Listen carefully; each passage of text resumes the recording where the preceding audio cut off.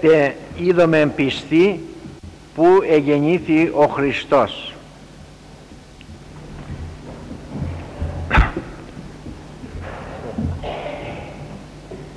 Λίγες ημέρες, αγαπητοί μου χριστιανοί, και κατόπιν έρχεται η Άγια Νύχτα, η νύχτα των Χριστουγέννων, η νύχτα που είναι γεμάτη μυστήριο. Θα χτυπήσουν πάλι οι καμπάνες στην Ορθόδοξη Εκκλησία και άνδρες, οι γυναίκες και παιδιά θα τρέξουν στους ναούς για να προσνήσουν το Θείο Βρέφος και για να ακούσουν άλλη μια φορά το δόξα εν υψής Θεό και πηγής ειρήνη εν ανθρώπης ευδοκία. Χριστούγεννα, ημέρα λαμπρά, είναι, όπως λέγει ο Ιερός Χρυσόστομος, η Μητρόπολης όλων των εορτών του έτους, δηλαδή η μάνα όλων των εορτών, είναι η ρίζα των εορτών του έτους, και όπως από τη ρίζα προέρχεται ο κορμός, τα κλαδιά και παρακλάδια και χιλιάδες φύλλα και άνθη και καρποί, έτσι και από την εορτή αυτή προέρχονται όλες οι εορτές του έτους. Εάν ο Χριστός δεν εγεννάτο, δεν θα είχαμε εορτή Παπαντής, δεν θα είχαμε Σταύρωση, δεν θα είχαμε Μεγάλη Παρασκευή, δεν θα είχαμε Μεγάλο Σάββατο, δεν θα είχαμε Ανάσταση, δεν θα είχαμε Ανάληψη και Πεντηκοστή. Όλες οι εορτές προέρχονται από τη ρίζα. Η δε ρίζα αυτή είναι η εορτή των Χριστουγέννων, το α της όλης μας θρησκείας. Χριστούγεννα, πώς θα τα εορτάσουμε? Με τι διάθεση θα εορτάσουμε φέτος τα Χριστούγεννα? Άραγε είμαστε προετοιμασμένοι για να υποδεχθούμε επαξίως το Θείο Βρέφος? Δυστυχώς μέσα σε χιλιάδες ανθρώπους χριστιανούς που ονομάζονται χριστιανοί, είναι ζήτημα αν βρίσκονται ολίγες ψυχές που είναι καταλήλως προετοιμασμένες για την λατρεία, για την ημέρα αυτή. Όπως λέει κάποιος με ένα βαθύ συναίσθημα ότι θα ήθελα να ήμουν ένα άχυρο, Χριστέ, από τα άχυρα εκείνα που ήταν στη φάτνη των αλόγων. Θα ήθελα, λέγει κάποιος άλλος, να ήμουν ένα λουλούδι από εκείνα τα λουλούδια που σκορπάνε το μύρον, την ευωδία στους κάμπους. Θα ήθελα, λέγει κάποιος άλλος, να ήμουν ένας από τους βοσκούς εκείνους που προσεκίνησαν τον Χριστό. Θα ήθελα να ήμουν ένας άγγελος από τους αγγέλους εκείνους που έψαλαν το δόξα εν υψής Θεό και πηγής ειρήνη ανθρώπης ευδοκία. Αλλά εγώ, λέγει κάποιος άλλος, είμαι αμαρτωλός, συναισθάνομαι την ατέλεια και αμαρτωλότητά μου και μαζί με τον Απόστολο Παύλο λέγω και εγώ ότι Χριστός ήλθε εις τον κόσμο. Γιατί ήρθε ο Χριστός στον κόσμο? Αμαρτωλούς σώσε, ο πρώτος είμαι εγώ. Και ένας ακόμη αμαρτωλός να υπήρχε στη γη, και για τον ένα αυτόν αμαρτωλόν θα κατέβαινε ο Χριστός στον κόσμο. Χριστός επί γης, γεγονός, ιστορικό γεγονός, το πιο μεγάλο ιστορικό γεγονός της παγκοσμίου ιστορίας, γεγονός που έχει και θα έχει επίδραση σε όλες τις γενναίες των ανθρώπων. Αλλά σε κάθε γεγονός υπάρχουν 4 πράγματα. Το ένα είναι το πού, το δεύτερο είναι το πότε, το τρίτο είναι το πώς και το τέταρτο είναι το γιατί. Και πάνω σε αυτά τα ερωτήματα θα προσπαθήσω, αγαπητοί μου, απόψε να σας απαντήσω, και το θέμα είναι κάπως θεωρητικό και παρακαλώ να δώσετε κάποια ιδιαίτερα προσοχή στην ανάπτυξη του θέματος αυτού. Το πρώτο ερώτημα είναι πού εγεννήθη ο Χριστός? δεύτε είδομε πιστή που εγεννήθη ο Χριστός. Μας καλεί η Εκκλησία μας.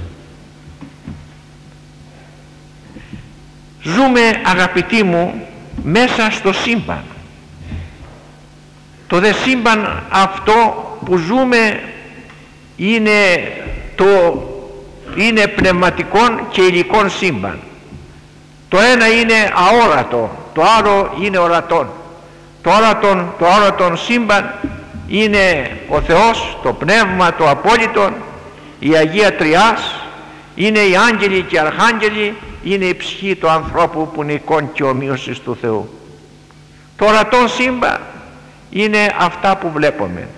Είναι τα εκατομμύρια, τα δισεκατομμύρια των αστέρων που υπάρχουν επάνω στον ουρανό, που αυτά τα αστέρια είναι τεράστιες σφαίρες που στροβιλίζονται εις το άπειρο και είναι τόσο μακριά η μια από την άλλη μέσα εις το διάστημα, που όπως λέγουν οι αστρονόμοι, και αν κανείς ακόμα ταξιδεύει όχι με αυτοκίνητο, όχι με σιδηρόδρομο, όχι με αεροπλάνο, αλλά ταξιδεύει με πυράβλους, και αν κανείς ακόμα ταξιδεύει με ταχύτητα φωτός, θα χρειαστούν εκατομμύρια χρόνια να φτάσουμε στα πιο απομακρυσμένα σημεία του σύμπαντος. Τρομερόν ήλιγκος καταλαμβάνει τον άνθρωπο. Μέγασι, Κύριε, και θαυμαστά τα έργα σου, και ουδής λόγος εξαρκέσει προς ύμνον το θαυμασίο σου. Μα γιατί τα λέμε αυτά τα πράγματα? Για να πούμε ότι πού εγεννήθη ο Χριστός.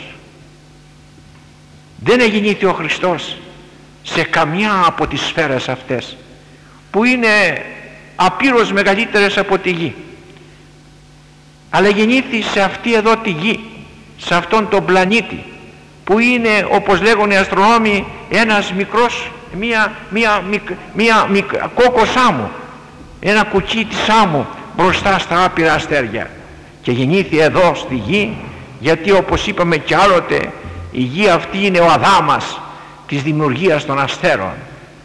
Εδώ στη γη, γεννήθη στη γη, γιατί στη γη είναι η δραχμή που λέγει ο Κύριος ότι εχάθη η δραχμή, και προσεπάθησε ο Κύριος να έβρει την δραχμή αυτή, την απολεστήσα δραχμή. Εδώ είναι το πρόβατο το απολολός. Εδώ στη γη είναι ο άνθρωπος ο ασθενής, ο άνθρωπος ο αδύνατος, ο άνθρωπος ο αμαρτωλός που είχε ανάγκη αμέσως επεμβάσεως και θεραπείας. Εδώ στη γη λοιπόν, αλλά πού, σε ποιο σημείο της γης? Η γη έχει ωραίας τοποθεσίας που θαυμάζουν οι άνθρωποι. Υπάρχουν στη γη κορυφές, όμορφες κορυφές βουνών, όπως είναι η κορυφή των Άλπαιων, όπου φυτρώνουν σπάνια άνθη. Υπάρχει κορυφή του Ολύμπου, όπου οι αρχαίοι προγονείς μας εφαντάζονται ότι γεννήθησαν οι θεοί και ήταν η κατοικία των θεών.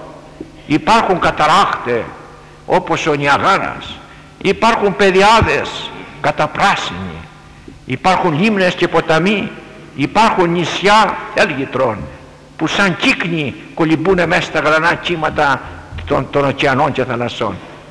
Σε ποιο εγεννήθη, ποιο μέρος διάλεξε από αυτά τα ωραία τοπία που συγκεντρώνουν τους ανθρώπους, τους τουρίστες, και διέρχονται ευχαρίστους ημέρας χωρίς να δοξολογούν το Θεό? Σε κανένα από αυτά τα ωραία τοπία γεννήθη ο Χριστός?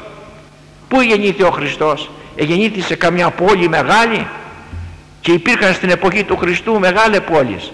Υπήρχε η Ρώμη, υπήρχε η Κόρινθος, υπήρχε η Αθήνα, υπήρχε η Αντιόχεια, υπήρχε η Αλεξάνδρεια, μεγάλες πόλεις, με πλούτων, με θησαυρών, με ανάκτορα, με πατρικίους, με πλουσίους, με μεγιστάνας, με βασιλείς.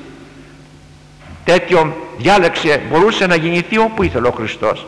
Εμείς δεν γεννιόμεθα εκεί που θέλουμε, αλλά γεννιόμεθα εκεί που είναι προορισμένο, που είναι από ανωτέρα ανάγκη είναι. Αλλά ο Χριστός όμως ως Θεός μπορούσε να διαλέξει ιονδήποτε σημείο της Ιφιλίου ως τόπον γεννήσεώς του. Και όμως δεν διάλεξε πόλη μεγάλη, ούτε την Αθήνα, ούτε τη Ρώμη, ούτε την Αντιόχεια, ούτε Αλεξάνδρεια, αλλά διάλεξε, τι διάλεξε? Μια μικρό χωριουλάκι, Βιθλεέμ, άγνωστο, όπως λέει ο προφήτης, ελαχίστη εν της ορίης Ιουδαίας, μια μικρά πόλη που δεν είχε παραπάνω την εποχή εκείνη από 1000 κατοίκους. Τι σημαίνει αυτό? Έχει σημασία. Τι σημασία? Ότι η Αγία Γραφή, το Πνεύμα του Θεού, είναι το πνεύμα της, στρέφεται προς την ύπαιθρον, προς τον καθαρόν και αμόλυντον αέρα, διότι στην ύπαιθρον, στα βουνά, στους κάμπους μέσα, στις πεδιάδες της υπαίθρου κατοικούν βοσκοί, χωρικοί, απλοϊκοί άνθρωποι, ενώ στις πόλεις κόλασης είναι, κόλασης. Μια φορά ένας από το νησί, γέρος άνθρωπος περίπου 100 χρονών, βοσκός που ποτέ του δεν ταξίδευσε, συνέβη μια φορά να συμβεί κάτι και να πάει στην Αθήνα. Μπήκε στο καράβι, πρώτη φορά στο καράβι, μπήκε στο καράβι, ταξίδευε μέσα στο καράβι, τον επλησίασε ο καπετάνιος, λέει, πού πας γέροντα, λέει, γέρος άνθρωπος, που πας? Λέει, πάω στην κόλαση. Στην κόλαση πας? Παραξενεύτηκε, σου λέει, μήπως είναι τρελός? Αλλά δεν ήταν τρελός, 400 τα είχε. Λέει, πάω στην κόλαση, λέει. Κόλαση έλεγε την Αθήνα, και κόλασης είναι εντός ολίγου, όχι μόνο η Αθήνα και η Θεσσαλονίκη, το είπαν πολλές φορές, και μεγάλες πολιτείες, οι πόλεις γίγαντες, έγιναν πόλεις γίγαντες. Το Τόκιο έχει 10 εκατομμύρια, η Νέα Υόρκη 11 εκατομμύρια, το Λονδίνο, τη Μόσχα, το Ράς, τη Μυρμηγκιά, Μυρμηγκιές, μαζευτήκαν εκατομμύρια των εκατομμυρίων. Κόλασης είναι, κόλασης είναι. Προημερών προχθές εκεί πέρα, λοιπόν, εκεί απάνω από την Αθήνα, τρόμος και φόβος, παρουσιάστηκε ένα σύννεφο από τα καυσαέρια, από τις εξατμίσεις των εργοστασίων, μια εθελομίχλη που λένε οι επιστήμονες και οι άνθρωποι, φόβος και τρόμος, σάβανο απάνω. Όπως και κάτω στην Πτολεμαΐδα, στην πόλη αυτή που είναι τα εργοστάσια, συχνά απάνω από την πόλη έρχεται ένα σύννεφο και καλύπτει την πόλη.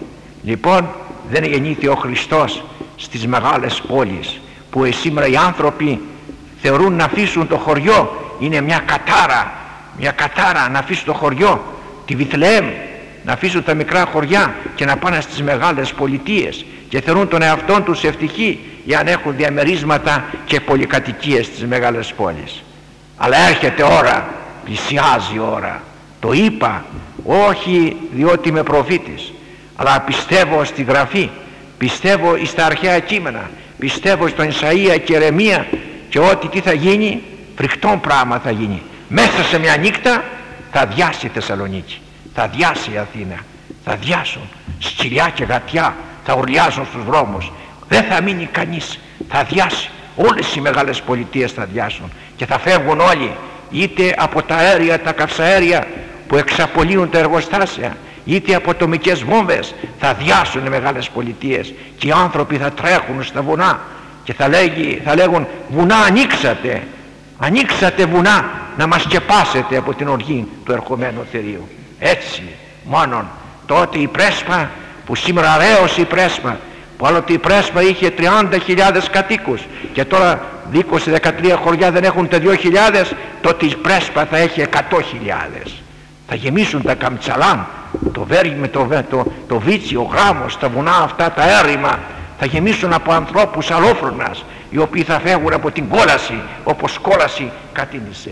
Γεννήθη λοιπόν ο Χριστός όχι σε πόλη, και έχει μεγάλη σημασία αυτό, αλλά γεννήθη σε ένα μικρό χωριό, τη Βιθλεέμ, και τα περισσότερα χρόνια της ζωής του τα πέρασε σε ένα άλλο χωριό, πολύ μικρότερο και πιο άσημο χωριό, τη Ναζαρέτ, και τον έλεγανε και τον ονόμασαν εμπεκτικός Ναζωραίο, και ως Ναζωραίος είναι γνωστός ο Χριστός.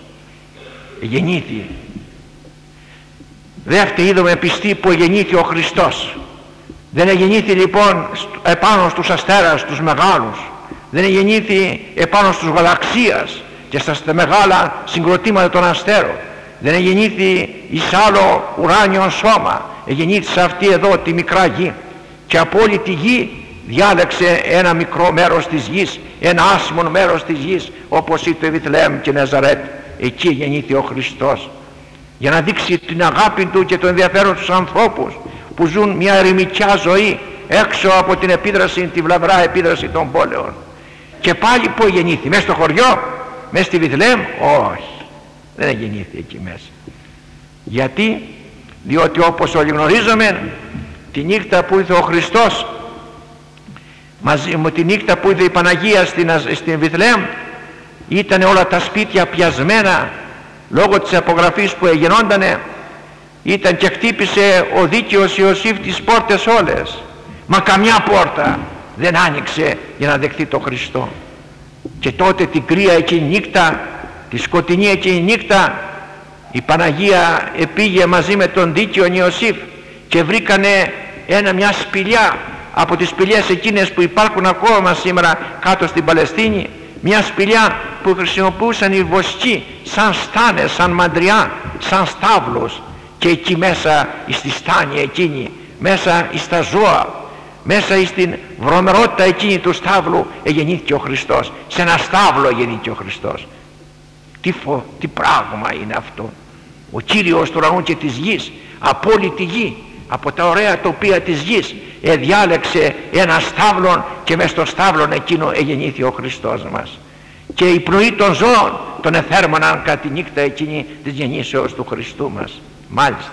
Γιατί σε στάβλο? Γιατί σε στάβλο λένε οι διδάσκαλοι της Εκκλησίας? Διότι ένα στάβλος την εποχή εκείνη είχε καταντήσει ο κόσμος, ένα στάβλος γεμάτο ακαθαρσία ηθική και θρησκευτική ακαθαρσία. Έτσι ήταν ο κόσμος τότε στην εποχή εκείνη του Χριστού μας. Μάλιστα, το σύμβολο της ακαθαρσίας. Λοιπόν, γεννήθη ο Χριστός στο σπήλαιον, στον στάβλον εκεί μέσα ο Χριστός. Γεννήθη, απαντήσαμε στο ερώτημα πού, θα απαντήσουμε τώρα στο ερώτημα πότε γεννήθη ο Χριστός. Γεννήθη ο Χριστός 5.000 χρόνια ύστερα από τη δημιουργία του κόσμου, όπως λέγουν οι ερευνητές της Γραφής. Είχαν περάσει 5.000 χρόνια από την ώρα που ο Αδάμ ημάρτησε, από το τραγικό εκείνο γεγονός που ο άνθρωπος έφυγε από το Θεό, και από την ώρα εκείνη ο Αδάμ το δυστυχής, και από την ώρα εκείνη αρχίζει η σειρά και η άλυσος των διαφόρων παραπτωμάτων και αμαρτημάτων του ανθρώπου. Συνέβησαν φοβερά γεγονότα μετά την πτώση του ανθρώπου.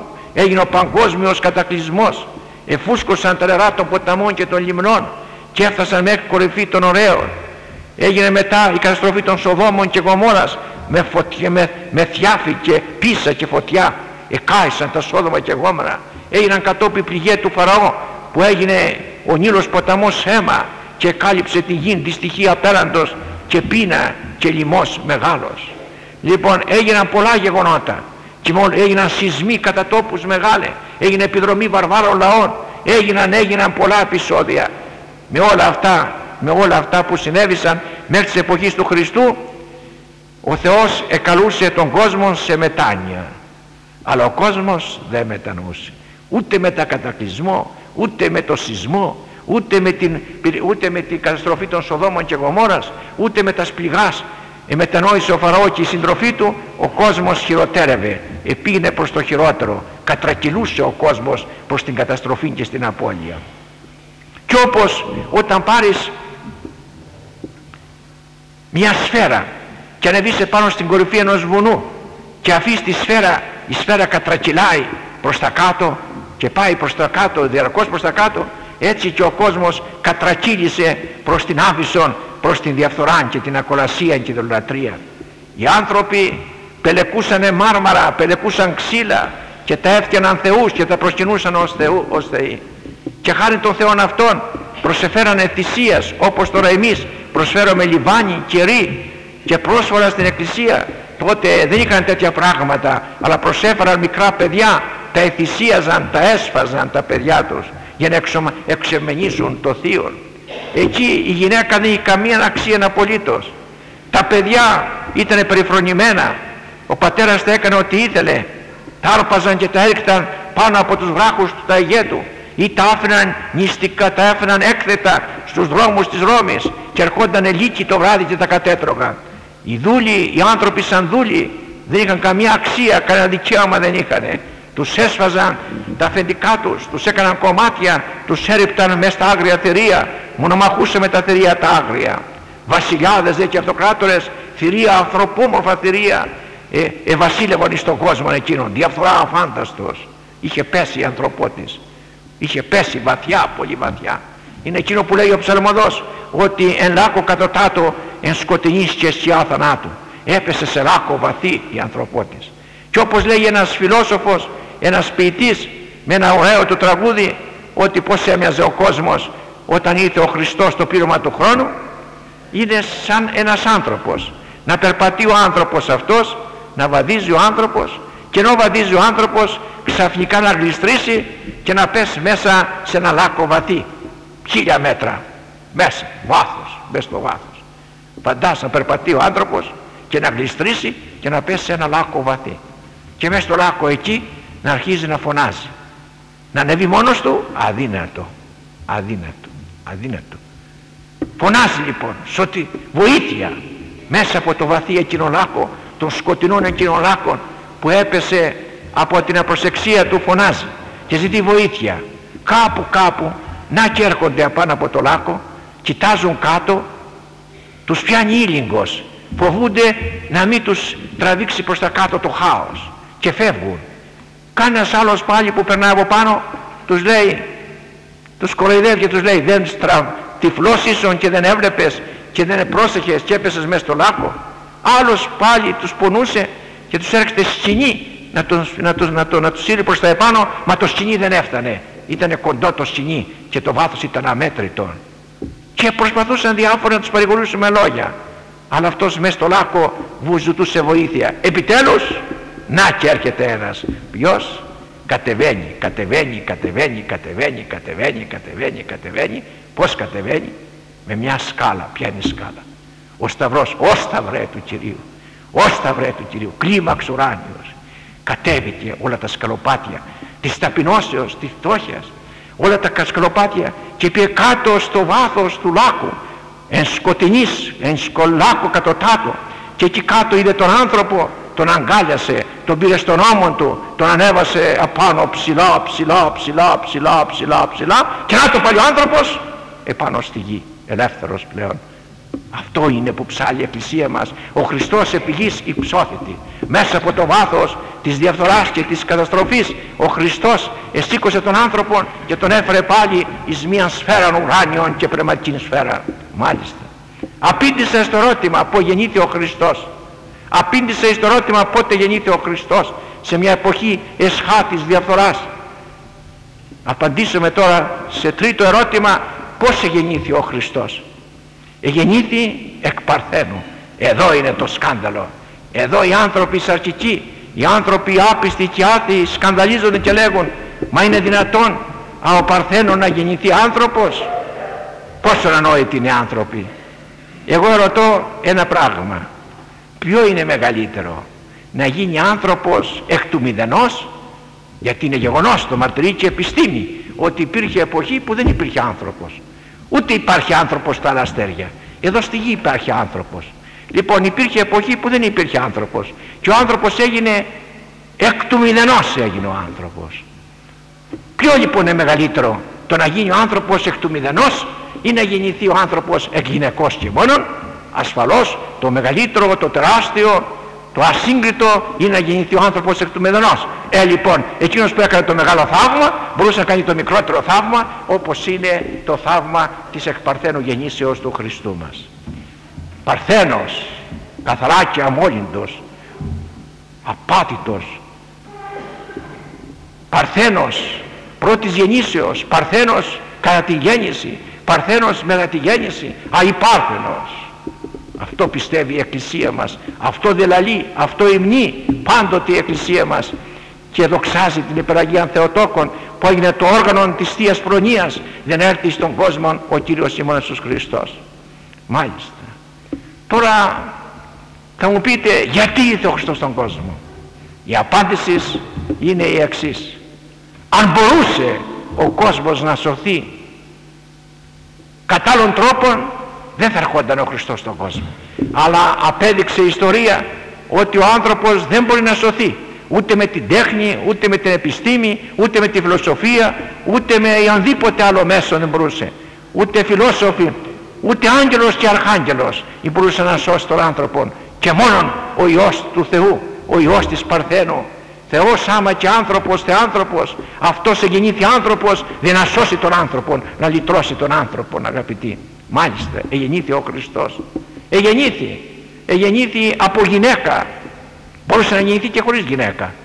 Αυτός που δημιούργησε τον κόσμο εκ του μηδενός, ή μπορούσε να εμφανιστεί από τόμος μέσα στον κόσμο ως άνθρωπος. Τίποτε να τι, αλλά γεννήθη υπό τα ταπεινά συνθήκας, δεν μας διδάξει μεγάλα και αιώνια διδάγματα. Γεννήθη εκ γυναικός για να τιμήσει τη γυναίκα, που στην εποχή εκείνη η γυναίκα ήταν το πλέον εξευτελιστικό πράγμα στον κόσμο, σκεύος και μόνον ειδονής των ιδιοτροπιών του ανδρός. Γεννήθη από μνηστευμένη γυναίκα, από μνηστευμένη, αραβωνιασμένη γυναίκα, για να τιμήσει τους αραβώνας, για να τιμήσει τη μνηστία, για να τιμήσει τον γάμον ως μυστήριο που δεν υπήρχε. Γεννήθη από μητέρα, από μάνα, για να τιμήσει τη μητέρα, που η αποστολή της μητέρας είναι μεγάλη στον κόσμο. Γεννήθη ως παιδίον, μπορούσε να γεννηθεί σε μεγάλη ηλικία, να προσιαστεί σε μεγάλη ηλικία, αλλά προσιάστηκε ως νηπίον, ως βρέφος, για να τιμήσει το βρέφος, για να τιμήσει τη μικρά ηλικία που τότε γεννήθη ο Χριστός.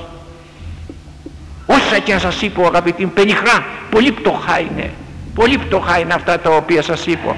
Θα ήθελα να ήμουν άγγελος, να ψάλω το δόξα ηγυψίστης. Θα ήθελα να ήμουν ένας πατέρας της Εκκλησίας, να εγκομιάσω, να ψάλω, να εμνήσω την δόξα του. Είμαι και εγώ ένας αμαρτωλός όπως και εσείς όλοι, και μαζί με τον Απόστολο Παύλο λέγω: Χριστέ, ήλθες στον κόσμο, αμαρτωλούς σώσε, ον πρώτος είμαι εγώ.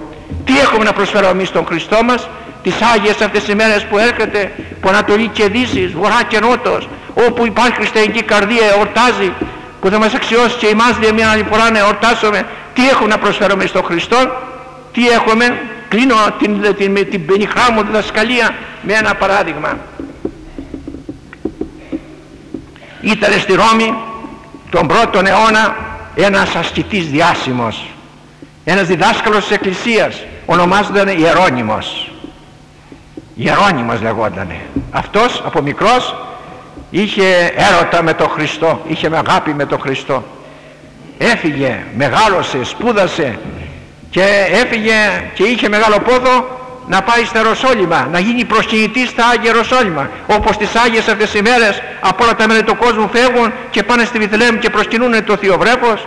Έτσι λοιπόν και αυτός ήθελε να πάει στη Βιθλεέμ, να πάει κάτω στον τάφο του Κυρίου, και όντως λοιπόν ανεχώρησε εκεί, άφησε μητέρα, πατέρα, άφησε πλούτη, δόξες, μεγαλεία, γνώσεις, επιστήμες, βιβλία, τα πάντα, και να τον Ιερώνυμος ταξίδεψε και πήγε στα Ιεροσόλυμα και πήγε στον Άγιο Τάφο.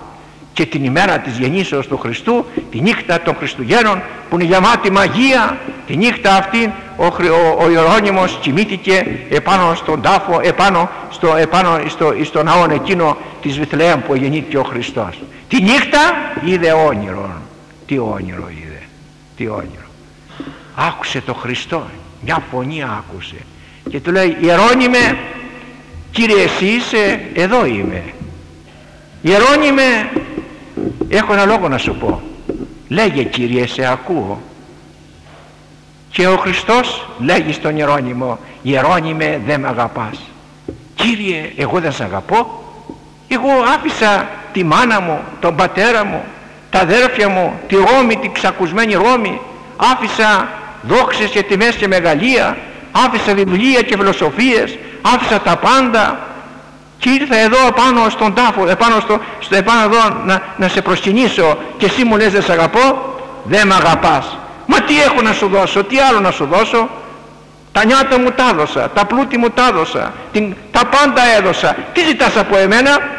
Τι θέλεις παραπάνω από εμένα, Χριστέ? Τι ζητείς, γιατί μου λες δεν σε αγαπώ? Και απήντησε ο Κύριος: την καρδιά σου, Ιερώνυμε, την καρδιά σου θέλω, την καρδιά σου θέλω. Ω καρδιά που αγάπησες όλα τα μικρά και τα ασήμαντα, όλα τα μικρά και τα ασήμαντα. Ω γυναίκες που αγαπήσατε με αφάνταστον αγάπη άντρας αναξίους, ω άντρες που αγαπήσατε γυναίκες αναξίους, ω παιδιά, ω κόσμε, την καρδιά. Ζητάει ο Χριστός την καρδιά μας, να μην τη δώσουμε την καρδιά αλλού, στον Χριστό να τη δώσουμε την καρδιά, όπως είναι η καρδιά μας. Με τις κακίες, στάβλος είναι η καρδιά μας. Δυσοσμία και βρώμος και καταρσία είναι. Την καρδιά μας όπως είναι, με τα πάθη, με τις κακίες, με τα λατώματα, με τα αμαρτήματά μας, με τα εγκλήματά μας, την καρδιά μας να τη δώσουμε και να την πάρει ο Χριστός και να την πλύνει στο πλυντήριόν του, στο Άγιον του πλυντήριο, στον Ιορδάνη ποταμό θα την πλύνει, μέσα στα Ιορδάνια ύδατα. Και η καρδιά αυτή, η βρωμερά και ακάδατος, η καρδιά αυτή, η καρδία καθαράν χτίσου ρε ο Θεός, δώσ' μου καρδιά καθαρή και αμόλυντο, και τότε η καρδιά του καθενός μας θα γίνει φάτινη, νέα φάτινη, μέσα στην οποία φάτινη θα γεννηθεί εκ νέου ο Χριστός, και τότε θα ακουστεί ουράνιος ύμνος, δόξα εν ύψεις Θεό και φυγής ειρήνη εν ανθρώπης ευδοκία. Αμήν. Ότι υπάρχουν τώρα το τέλος του έτους, υπάρχουν δυο κακές συνήθειες που χρόνια τώρα προσπαθώ να τις ξεριζώσω, μα δεν μπορώ να τις ξεριζώσω. Λοιπόν, σαν αγκάθια είναι μέσα στην κοινωνία μας και γράφω και κηρύττω και προσπαθώ με κάθε τρόπο να ξεριζώσω τις κακές αυτές συνήθειες, αλλά δυστυχώς βρίσκω εμπόδιο την οτροπία του κόσμου. Γι' αυτό και σήμερα απόψε που είστε εδώ, θέλω κάθε ένας από εσάς να βοηθήσει ώστε να μειώσουμε, να περιορίσουμε το κακό το μεγάλο που γίνεται. Το ένα κακό είναι, αγαπητοί μου, όπως ξέρετε πολύ καλά, οι φωτιές που ανάβουν τις παραμονές των Χριστουγέννων.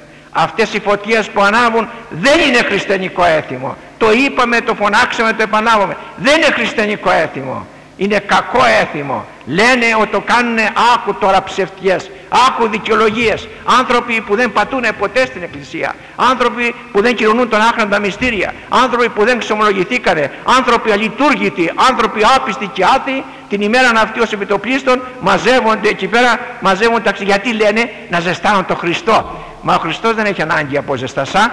Όταν ήταν εδώ στον κόσμο είχε ανάγκη από ζεστασιά μέσα στο στάβλο που ήτανε, αλλά τώρα ως Θεός επάνω στους ουρανούς δεν έχει ανάγκη από ζεστασιά. Έχουν τα αδέρφια του και τα αδέρφια του είναι φτωχοί. Και αν σας πω ότι εδώ μες στην πόλη 100 οικογένειες, 100 φτωχοί άνθρωποι δεν έχουν φωτιά, δεν έχουν καλοριφέρ, δεν έχουν ξύλα, δεν έχουν κάρβουνα, δεν έχουν τίποτα. Αν αγαπούσαν λοιπόν τον Χριστό, αυτοί θα μαζεύαν τα ξύλα αυτά, και με τα ξύλα αυτά που ανάβουν και γίνονται τεράστιες πυρκαγιές και κινδυνεύει να καεί η πόλη μας, με τα ξύλα αυτά θα μπορούσαν να θερμάνουν, να ζεστάνουν τον Χριστό, δηλαδή τα αδέρφια του Χριστού μας. Το αίτημα αυτό λοιπόν είναι ειδωλατρικό, και παρακαλώ ο κάθε ένας από εσάς να συντελέσει, να μην πάει να βλέπει τις φωτιές αυτές, διότι όπως είπαμε είναι ένα αίτημα ξένο προς τον χριστιανισμό, ξένο προς την Ιερά Παράδοση. Το είπαμε, υπάρχει και κανόν της Εκκλησίας, το πηδάλιο λέγει ότι αφορίζονται αυτοί που ανάβουν. Μην βλέπετε ότι δεν εφαρμόσουμε, λέγει ότι αυτός που πάει δεν ακούει την Εκκλησία και πάει στις φωτιές και ανάβει φωτιές και πηδάει τις φωτιές και τραγουδάει τις φωτιές και κάνει ό,τι κάνουν εκεί πέρα, αυτός δεν είναι αφορισμένος. Εγώ βέβαια δεν αφορίζω, δεν είμαι σύνοδος, δεν είμαι οικουμενική σύνοδος να αφορίσω, αλλά να ξέρετε ότι διατελούν κάτω από την κατάρα του Θεού, κάτω από την οργή του Θεού, κάτω από τον αφορισμό του Θεού, όλοι εκείνοι οι οποίοι παραβαίνουν αυτή τη σαφήν διαταγή της Εκκλησίας μας, ότι δεν πρέπει να πηγαίνουν στις φωτιές. Το ένα είναι αυτό. Το άλλο είναι ότι, χειρότερο και από το πρώτο, είναι ότι στο τέλος, την τελευταία νύχτα, ο διάβολος, πώς εργάζεται ο διάβολος.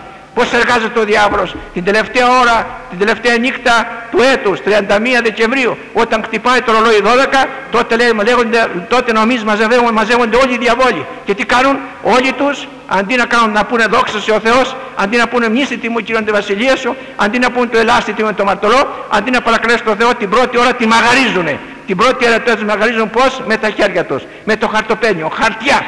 Όλη η Ελλάδα, Ανατολή και Δύση, όλοι οι πατρίδες μας καζίνο γίνεται, χαρτοπέγνιο είναι, και παίζουν μέχρι τις πρωινές ώρες. Αυτό είναι μια κακή συνήθεια που προσπαθούμε να την ξεριζώσουμε. Θα κυκλοφορήσω ένα φυλάδιο μες στην πόλη, όχι χαρτιά, παρακαλώ να το διαβάσετε, να το δώσετε και σε άλλους. Και τη νύχτα, αν θέλει ο Θεός, τη νύχτα στις 12 η ώρα, που οι χαρτοπαίχτες θα παίζουν μέσα στα σπίτια τους και τα σπίτια θα γίνουν καζίνα, τη νύχτα εκείνη εμείς θα χτυπήσουμε καμπάνα τα μεσάνυχτα, θα σας καλέσουμε εδώ στην Εκκλησία για να εκτελέσουμε δοξολογία προς τον Θεό.